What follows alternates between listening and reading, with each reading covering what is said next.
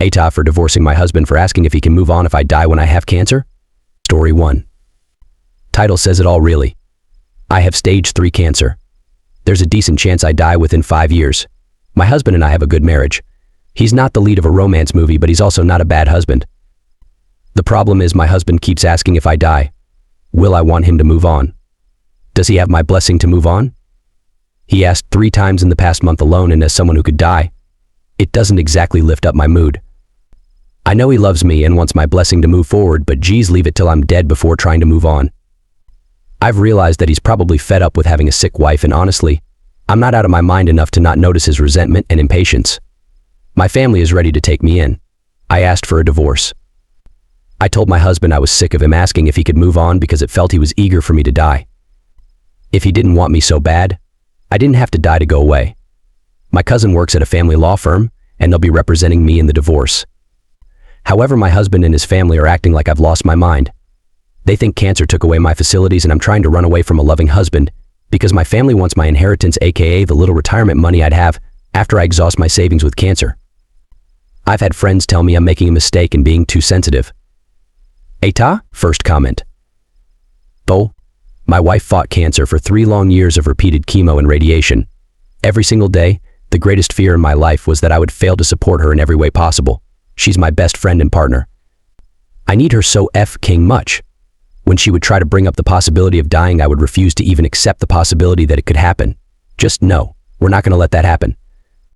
No matter what. I, of course, knew that it was a possibility, but to me, that was such a horrible thought. That's it, one that I literally couldn't allow myself to think. It was like we were fighting for our lives together. And when she finally rang that victory bell, I broke down crying like a little bitch.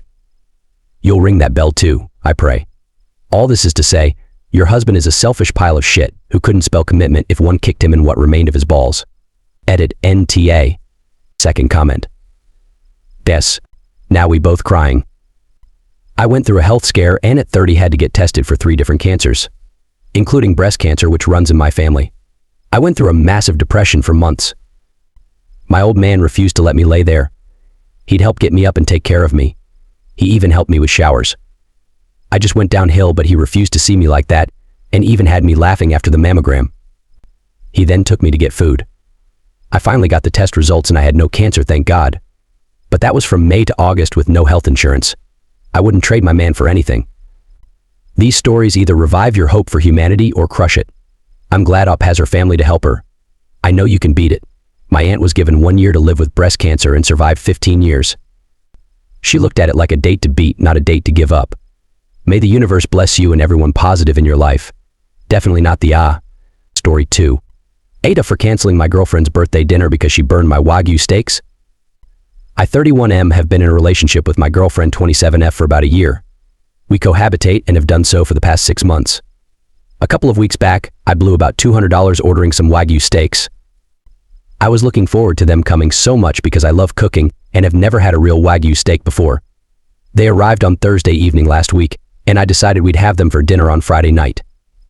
My girlfriend seemed generally uninterested as she's not much of a steak person, but she said she'd enjoy them with me.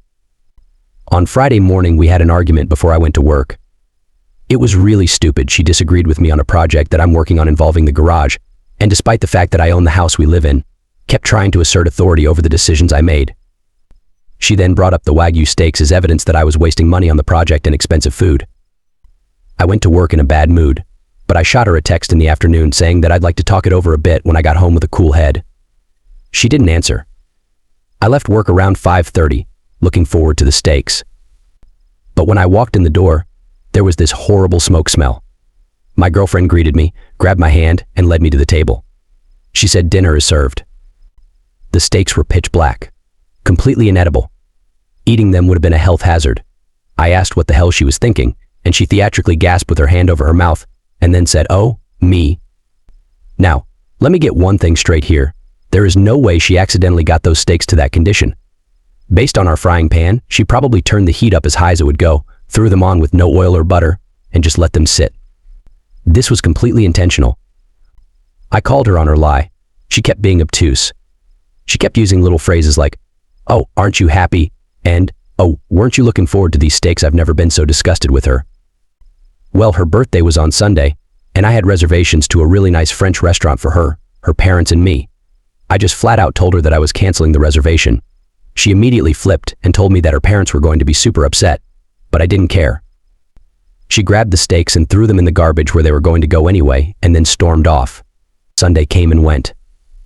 She didn't say a single word to me, opting to lock herself in another room. Her parents have had full radio silence. I'm starting to feel bad about my decision, but did I go over the top here? First comment. NTA. Women can ABS-C their partners too. Up, here's a quote from Jess Hill's book, See What You Made Me Do, about the insecure reactor type of ABCer in your case. Your girlfriend is entitled and behaving abusively when she doesn't get her way. All domestic ABS-C is about power, in one way or another, but not all perpetrators enforce tight regimes of control. At the lower end of the power and control spectrum are people who don't completely subordinate their partners, but use emotional or physical violence to gain power in the relationship. They may do this to gain the advantage in an argument, to get the treatment and privileges to which they believe they're entitled, or to exercise their shame and frustration. Evan Stark calls this simple domestic violence. Michael Johnson calls it situational violence. Don't be fooled. Although these terms can make this ABS-A sound benign, it can still be very dangerous, and insecure reactors can end up killing their partners too. Susan Jarity, who has been running men's behavior change programs since the 1980s, says that no matter what culture they grew up in, the attitude of these men is the same. It's the self-righteousness that kicks in, where if I don't get my way, or you don't agree with me, or if this isn't happening the way I want it, I have every right to show my displeasure and punish you. If you think your girlfriend is acting strategically, planning how to manipulate you in advance instead of exploding after any amount of upset, she may fall within the boundaries of a coercive controller, which is thoroughly described in Lundy Bancroft's Why Does He Do That? Both books commonly use he for the ABCer and she for the victim, since that's statistically more frequent, but for you it would be reversed. You did not deserve this treatment. You are not overreacting. And you don't have to accept this dynamic for the rest of your life. You can choose better and safer for yourself. And in case you're worried about her well-being if you remove yourself from the relationship, just know that you don't need to suffer in order for her to heal. Second comment. AITAH. You need to break up because neither of you can communicate in a healthy fashion. She is quite deranged though. I think canceling her birthday dinner was an acceptable resolution for you to make given the circumstances. I would have handled it a bit differently and would have kept the plans. It's her birthday, and her parents were invited. These are two separate issues. However, I would have made sure she paid me back in cash Venmo for my $200 Wagyu steaks. As you canceled her birthday dinner, now she will retaliate. I would freeze my credit, reset my computer and email passwords, add 2FA and put all my valuables and documents in a safe deposit box she can't access. Why? She will escalate. Probably crash your car by accident or something. Normal people don't do this. I would have let you cook me the F-King steak and bought you a good bottle of wine. She's a bit toxic and a drama lover.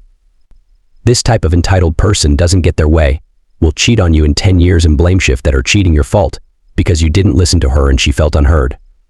Duper's delight is what she was going for though. Duper's delight is the pleasure someone takes in getting away with a lie. While lying is often associated with guilt and fear of being caught, there's another reaction, Duper's delight, that can be triggered when a lie is believed.